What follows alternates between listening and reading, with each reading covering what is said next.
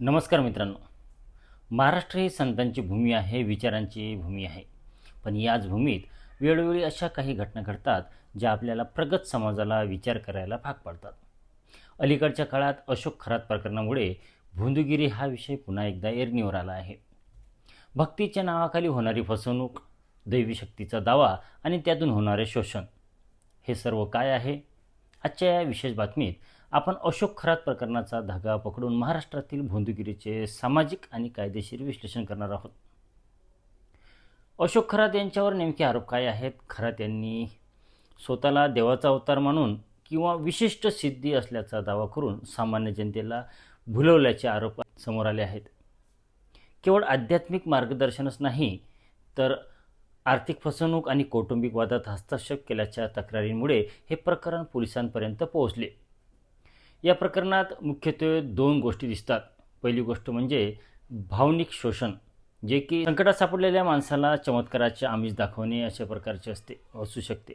आणि दुसरी गोष्ट म्हणजे आर्थिक लूट, विधी किंवा आशीर्वादाच्या नावाखाली मोठ्या रकमा उकळणे अशा प्रकारचे असू शकते. प्रश्न असा पडतो की लोक अशा बंधूंना बळी का पडतात? यामागे काही महत्त्वाची सामाजिक कारणे आहेत. म्हणजे अगतिकता. जेव्हा आधुनिक वैद्यकशास्त्र आणि न्यायव्यवस्था माणसाला हतबल वाटते, तेव्हा तो चमत्काराकडे वळतो. मानसिक आधार. एकटेपणा किंवा नैराश्यात असलेल्या व्यक्तीला कुणीतरी तारणार आहे हा विश्वास भोंदूबाबा देतात.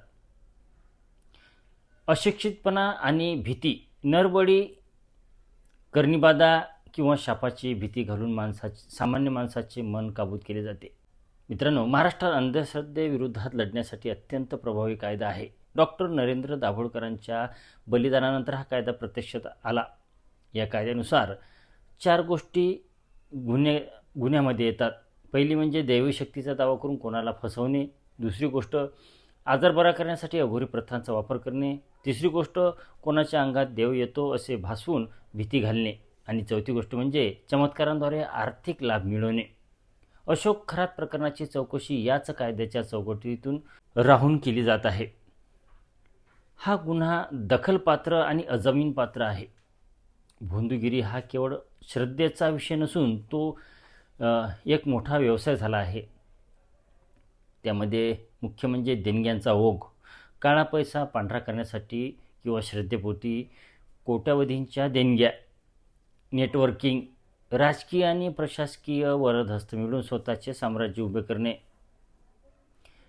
मित्रांनो, अशोक खरात असो वा अन्य कोणी, जोपर्यंत समाज विज्ञानाभूक होत नाही आणि स्वतःच्या प्रश्नाची उत्तरे कर्मात शोधत नाही, तोपर्यंत हे पीक येतच राहणार. श्रद्धा ठेवा, पण ती डोळस असावी. जर तुमच्या आजूबाजूला कोणी अशी फसवणूक करत असेल तर घाबरू नका.